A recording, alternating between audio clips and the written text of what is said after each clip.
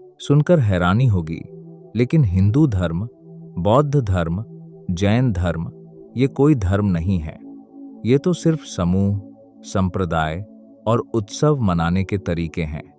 असली धर्म तो इनसे बिल्कुल अलग है और वो आपके रोज के दुख और शांति से जुड़ा है। नमस्कार दोस्तों, संप्रज्ञान चैनल पर आपका स्वागत है। शांति किसे नहीं चाहिए? सभी तो अशांत हैं, बेचैन हैं, व्याकुल हैं, दुखियारे हैं। किसी को इस बात का दुख है तो किसी को उस बात का। आज एक बात का दुख है तो कल किसी दूसरी बात का। संसार के सारे लोग दुख संतप्त हैं। इन दुखों से बाहर कैसे आएं? इन दुखों से छुटकारा कैसे पाएं? सही अर्थ में सुख शांति का जीवन कैसे जी सकें? हमारे देश के ऋषियों ने, मुनियों ने, सद्गुरुओं ने, सत्पुरुषों ने, महापुरुषों ने, बुद्धों ने, अरहंतों ने इसी बात की खोज की कि दुखों से छुटकारा कैसे मिले, सही अर्थ में सुख शांति कैसे प्राप्त हो। सब एक ही परिणाम पर पहुंचे कि धर्म से ही सुख शांति मिल सकती है। सच्ची सुख शांति धर्म के अतिरिक्त और किसी प्रकार नहीं मिल सकती। लेकिन धर्म तभी सुख शांति प्रदान करता है जब उसे धारण किया जाए। धर्म धारण तो करे नहीं और केवल उसकी चर्चा करें या उस पर केवल वाद विवाद करें तो सुख शांति नहीं मिलती। अतः समझें कि धर्म धारण कैसे करें। देश का बहुत बड़ा दुर्भाग्य हुआ कि सारे देश ने धर्म शब्द का अर्थ ही भुला दिया। कहीं भी जब धर्म संबंधी कोई चर्चा होती है तो सुनने वालों के कान खड़े होते हैं कि यह आदमी कौन से धर्म की बात कहेगा, हिंदू धर्म की या बौद्ध धर्म की, जैन धर्म की या ईसाई धर्म की, सिख धर्म की या पारसी धर्म की या यहूदी धर्म की, कौन से धर्म की बात कहेगा।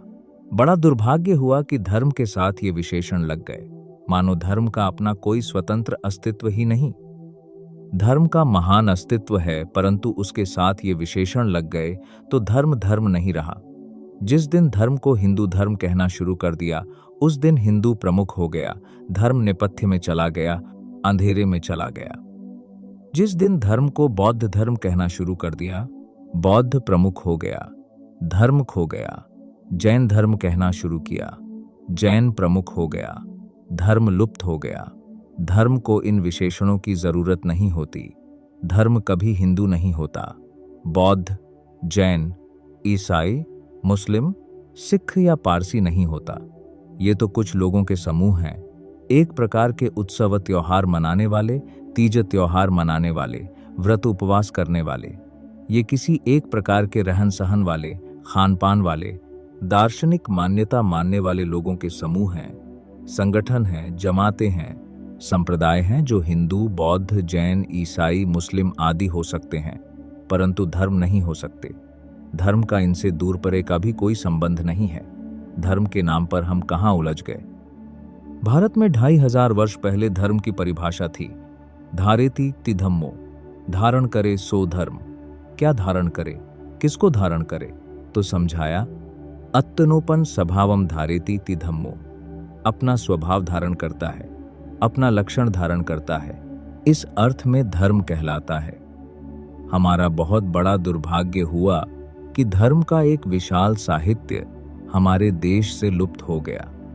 इस कारण हम धर्म शब्द का सही अर्थ भूल गए, उसकी सही व्याख्या भूल गए, उसका परंपरागत इतिहास भूल गए। अपना स्वभाव धारण करे सो धर्म, भारत की इस पुरानी व्याख्या का, इस परिभाषा का आज भी भूले चूके कहीं कहीं प्रयोग हो जाता है।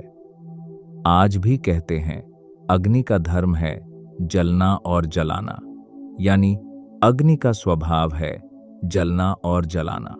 स्वयं जलती है और उसकी लपेट में जो आ जाए उसे भी जलाती है, तभी अग्नि है। जो जलती नहीं, जलाती नहीं, वह और कुछ हो सकती है पर अग्नि नहीं। इसी प्रकार कहें, बर्फ का धर्म है शीतल होना और शीतल करना, यह उसका स्वभाव है। इसमें हिंदू, बौद्ध, जैन या ईसाईपन की क्या बात है। आज भी कहते हैं सारे प्राणी मरण धर्मा है, मरना उनका स्वभाव है। जो प्राणी जन्म लेता है मरने के लिए ही जन्म लेता है। सारे प्राणी जरा धर्मा है, जर्जरित होते ही हैं। सारे प्राणी व्याधि धर्मा हैं, उनको कोई न कोई रोग लग ही जाता है। यह स्वभाव है, प्रकृति है। भारत की पुरानी भाषा में धर्म का यही अर्थ था। स्वभाव है, प्रकृति का नियम है, कुदरत का कानून है, विश्व का विधान है। इसी को ऋत कहते थे। ऋत यानी कानून। ऐसा ऐसा होगा तो यह परिणाम आएगा ही, ऐसा ऐसा नहीं होगा तो यह परिणाम नहीं आएगा।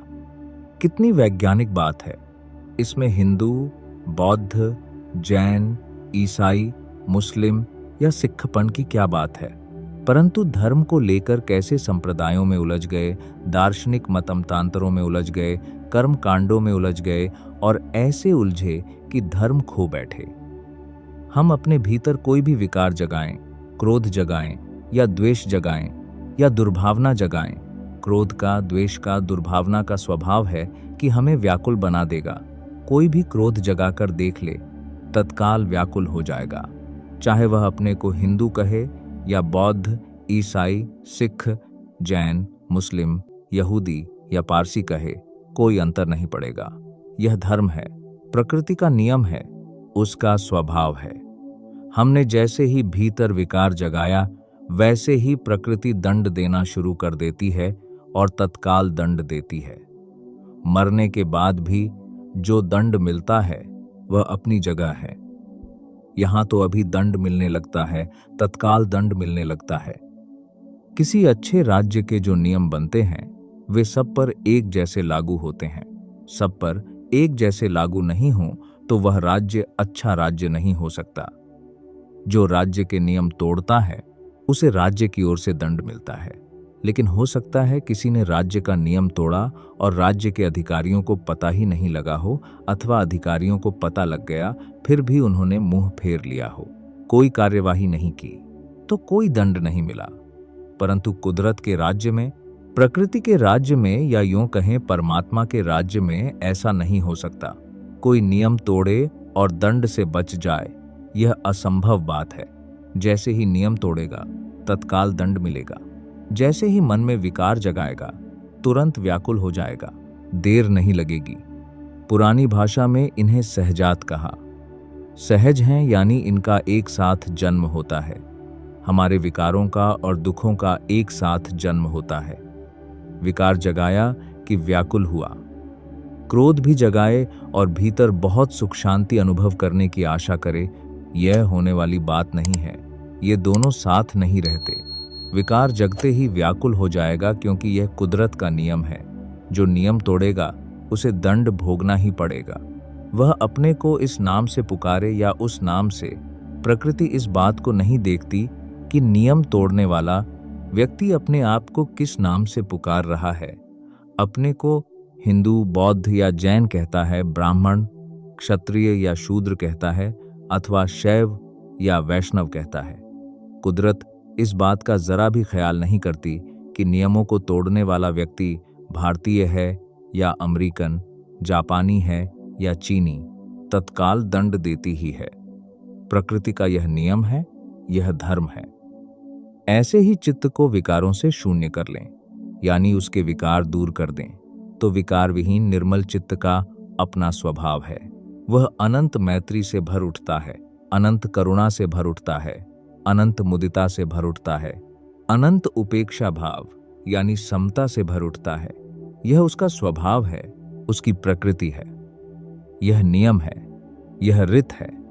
और जैसे ही मैत्री जागी या करुणा जागी या सद्भावना जागी, प्रकृति तुरंत पुरस्कार देना शुरू कर देती है। भीतर बड़ी शांति अनुभव होती है, बड़ा सुख अनुभव होता है। अब कोई अपने आप को हिंदू, बौद्ध, जैन, ईसाई, ब्राह्मण, शूद्र, अमेरिकन या रूसी कुछ भी कहे, कोई अंतर नहीं पड़ता, पुरस्कार मिलना शुरू हो जाता है।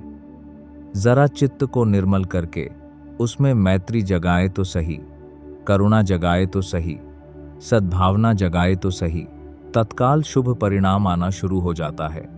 देर नहीं लगती। जैसे दंड मिलने में देर नहीं लगती, वैसे ही पुरस्कार मिलने में देर नहीं लगती। प्राचीन भारत में इसी को धर्म कहते थे।